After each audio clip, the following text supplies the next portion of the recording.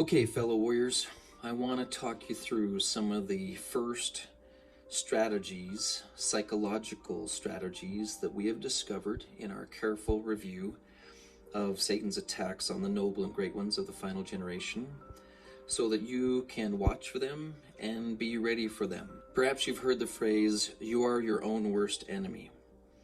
Please, as fast as possible, discard that from your mind. I am sure that you have come to the conclusion, based on the scientists of our generation who refuse to believe in spiritual concepts, you have probably heard the phrase, "You are your own worst enemy," or things likened to it, like negative self-talk. Why would you say that to yourself? Or why are you talking like that inside of your head?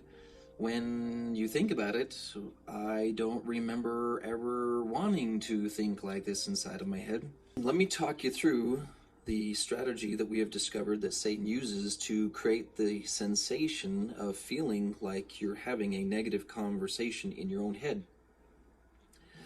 The best parable, the best metaphor we have found for this involves a military situation. A military situation where perhaps a young soldier back in the late 60s, 1960s, near the early phases of the Vietnam War, before all the unfortunate things about the Vietnam War were discovered, it would not be a surprise if a young warrior felt some enthusiasm about going to war, and he went off to boot camp, and he was his normal self, which was accidentally a smart, hard-working soldier, and he found himself becoming the leader of a troop of a dozen guys. When it was time for him and his troop to fly over the ocean and land in Vietnam, ready to play their role in the battle, before they even have a chance to unpack their bags, they are assigned by a captain who runs up to them in frantic state of being, "Drop your bags, grab your guns, see that mountain over there, go get it." As a dutiful soldier, this leader, you as a leader, salute, grabbing a flamethrower in one hand, a machine gun in the other hand, and calling your troops to follow you. Let's go.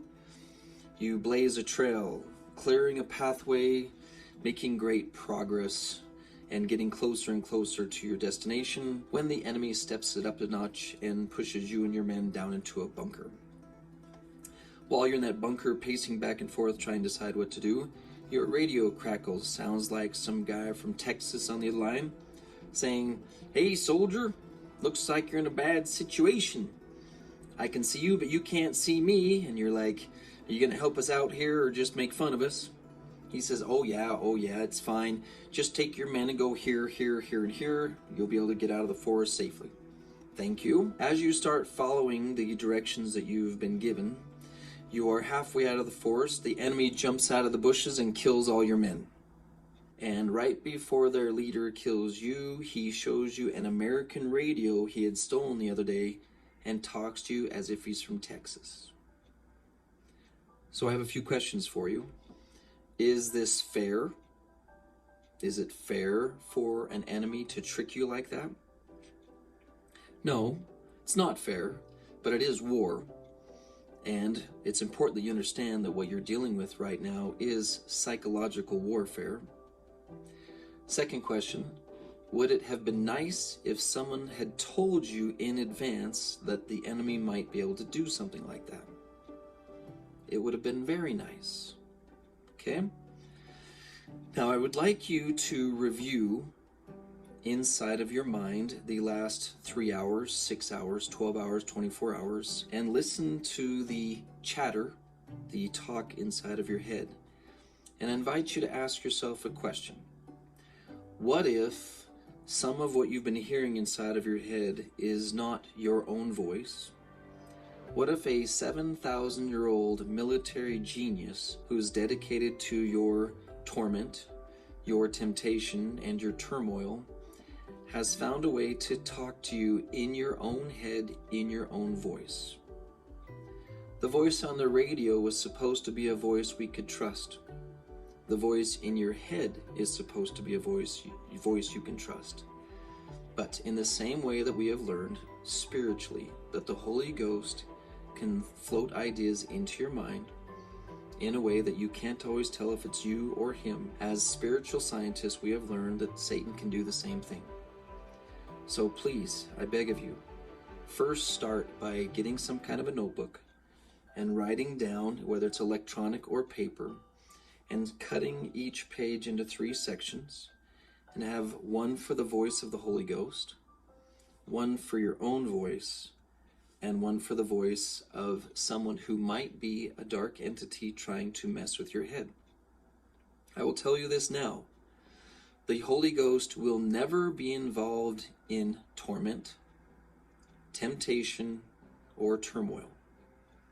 And if you go back many, many years before you were born, your spirit was one that was not involved in torment, temptation, or turmoil either. Moroni chapter 7 tells us that that which is good is of God and is from God, and that which is not good is from the dark side, from Satan. You can know that any thought that enters your head that increases your torment, anxiety, depression, overwhelm, etc., any thought that it comes in the form of a temptation, any thought that has the sensation of turmoil, is not from you, is not from the Holy Ghost, but is from Satan. Okay? This is really important information, and it's really important that you start improving your spirit of discernment in this area in order for you to become and fulfill your calling as one of the noble and great ones of the final generation. You're going to need to heighten your use of the spiritual gift of discernment, and in future trainings we will teach you what to do once you catch him.